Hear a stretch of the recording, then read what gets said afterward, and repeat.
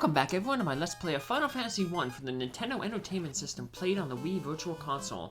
This is the bonus episode where I'll be going through the Temple of Fiends with a maxed out party. As you can see here, all my characters are at level 50. When you look at their stats, it says for level up, 0. So, can't get any more levels, can't get any more stats, so all characters are as good as they could possibly be, barring level up abuse.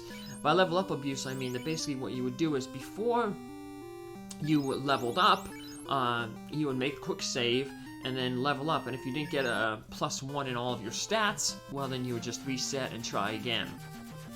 If you were doing that, you'd want to do it like one character at a time, because to get stat ups, every stat up for every single character each level, that would just be basically like statistically impossible. So when people do challenge runs, like one character runs, that's when it's really important to, you know, level up abuse, because I mean you're only relying on one character. But for a regular playthrough, there's no real need to level abuse like that, or get your characters up to level 50 as I had here. As you saw, we beat the game at level 32. So, but this will be a good time for me to go through this Temple of Fiends again, kind of show off the enemies, show off what it's like fighting the Fiends at max level and Chaos, and it'll give me some time to explain, I guess, my views on the time travel. So, I guess my view is that when you travel back in time, it's kind of like Back to the Future, where you don't necessarily go back to your timeline. There's multiple timelines, so let's say our character started on Timeline A. Timeline A, 400 years in the past, the four fiends arrived, and they wrecked the world, which caused the need for the Light Warriors to appear. Garland was corrupted, kidnapped the princess, we rescued the princess, and, you know, the game continued on from there. The four fiends sent Garland back to the past, but when they sent Garland back to the past, he didn't go 2,000 years in the past on Timeline A. By sending him back 2,000 years in the past, he was jumped back to a different timeline, Timeline B. Timeline B is the same timeline that our characters are in right now when they travel back 2,000 years into the past. So basically what we're trying to do is not necessarily prevent all the bad things that happen in Timeline A from happening, because we're in a different timeline. We're trying to prevent all the bad things that happen in Timeline A from happening here in Timeline B. We're trying to prevent the four fiends from, I guess, awakening from the Temple of Fiends here in 1,600 years to wreak havoc on Timeline B here as they did in Timeline A. So that's why we're going to defeat them here now, and defeat Chaos, who was basically Garland from Timeline A, infused with the power of the four fiends.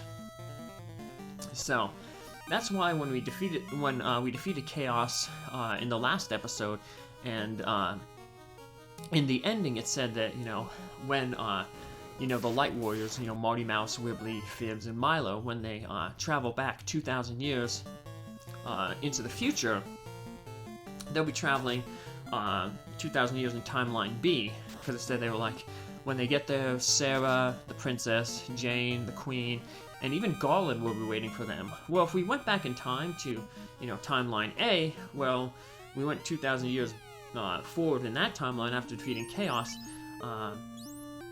Garland wouldn't be there, because we had defeated Garland. So, yeah, we have to be in, like, a different timeline, because, like I said, Garland is waiting here for us. So, in a sense, I believe that, you know, our Light Warriors here, they actually saved basically two timelines. They basically mean that they saved Timeline A in the sense that they, you know, defeated the four fiends, they restored the power of the elements back to the orbs and the earth, so that the fiends weren't there anymore. So from the future onward, you know, everything's going to be nice in Timeline A. They can't undo all the bad things that happened in Timeline A in the past, because whenever they travel back in time, they travel to a different timeline, Timeline B.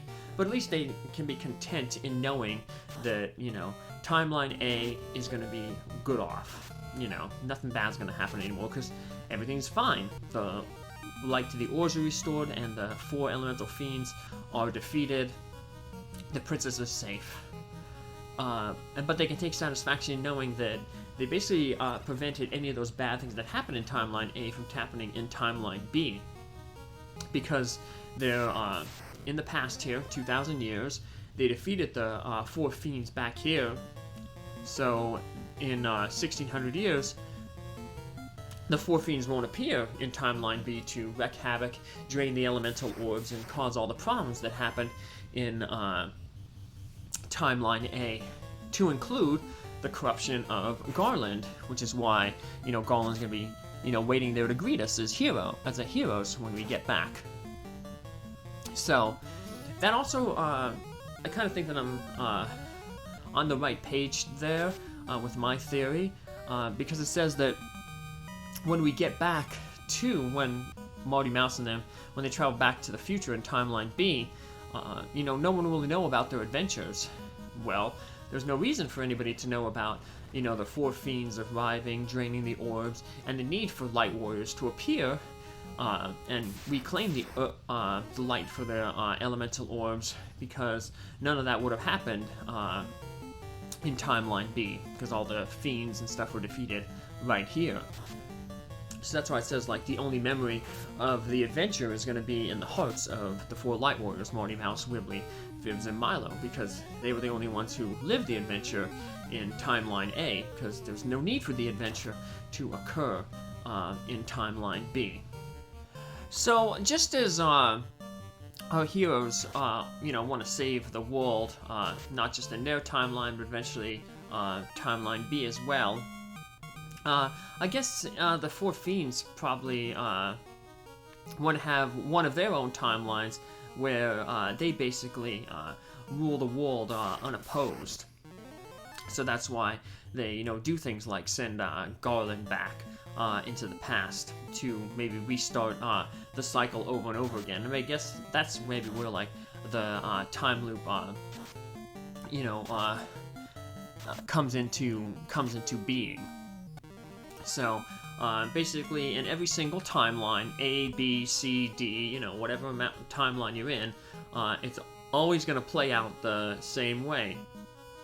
That the 4 fiends, at a certain at a certain year, are going to appear, drain the elemental orbs, and cause a group of heroes to rise up and oppose them. So their goal is to, maybe send somebody back from that timeline to a different timeline to maybe prepare the 4 fiends in the other timeline to defeat those warriors who are going to spring up.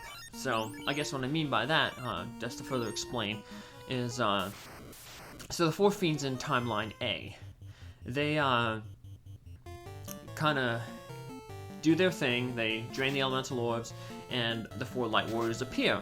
Well, once the 4 light warriors appear, and they're known to be the 4 light warriors by defeating Garland, as told in the prophecy, so I guess the 4 fiends also know about the prophecy. They're like, well, hey, let's do a contingency plan and send, Garland back into the past to Timeline B. And maybe in Timeline B, since Garland's gonna go back there, and we know that Garland has the memories of being defeated in Timeline A, because when we confront Chaos, he says, hey, you thought you defeated me, but I was sent back in the past. So Garland remembers his defeat, so he still remembers what happened in Timeline A as Chaos in Timeline B. So basically, I guess the 4 fiends' goal is they're like, hey, let's send this guy back. He'll remember everything that happened in Timeline A, so he can prepare the 4 fiends in Timeline B to, be stronger, be tougher, so that when the Light Warriors in that timeline appear, the 4 fiends will be able to defeat them. And maybe that's why the 4 fiends here in the past are tougher, in Timeline B here, are tougher, because Garland has already come back here, basically found these 4 fiends and was just like, hey, in 1,600 years, you're gonna go out into the world, drain the elemental ores, but then these light warriors are going to appear to try to defeat you, and they will defeat you unless you become stronger. So let's like start training now. That's why the fiends here are tougher. They're preparing for the light warriors to appear in this timeline, timeline B, 2,000 years ahead. So that's why it's important to break the time loop, and that will just always happen. You know, so say these 4 fiends, say the Marty Mouse and them don't go back in time to this timeline, timeline B. Say in 1600 years in timeline B, the 4 fiends will appear, do their thing, but a different 4 light warriors will appear and defeat them. Well, all that has to happen for the evil to win is at one point they have to just defeat the light warriors. So even if they don't defeat them in timeline B here, what will happen again is timeline B, the 4 fiends of timeline B will send Garland back to timeline C. Timeline C, the timeline B Garland now in timeline C will basically say like, oh well, we did all this prep work, didn't work, let's do that prep work again, plus some more prep work. And eventually they'll get to a point where in whatever timeline, maybe timeline Q or R, the 4 fiends will be strong enough that the light warriors won't be able to defeat them, and the evil reigns, you know, forever in that timeline. So the time loop will keep going on and on and on. The only way to stop that time loop from occurring, and you know, going from timeline B to timeline C to timeline D and so forth and so on, is for our light warriors here, Marty, Wimbley, Fibbs, to travel back to one of the timelines to follow Garland and defeat him as Chaos and the 4 fiends before they can reenact their plans from timeline A and timeline B. So that's how the time loop is broken, by preventing